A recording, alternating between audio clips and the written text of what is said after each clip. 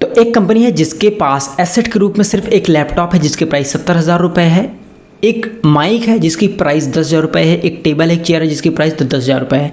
अगर हम total asset value निकालें तो उसका प्राइस होता है 1 लाख रुपीज़।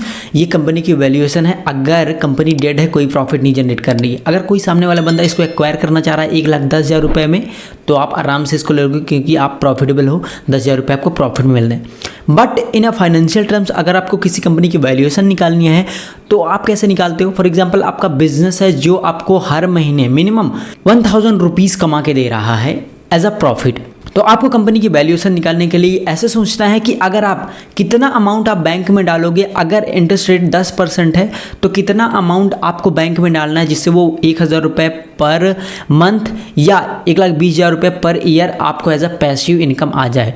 तो इसको कैलकुलेट करने के लिए आप क्या करते हो, आप 1,000 है इंटू 10 कर दोगे तो जो प्राइस आया निकल के वो आएगा लगभग 1,20,000 के समथिंग।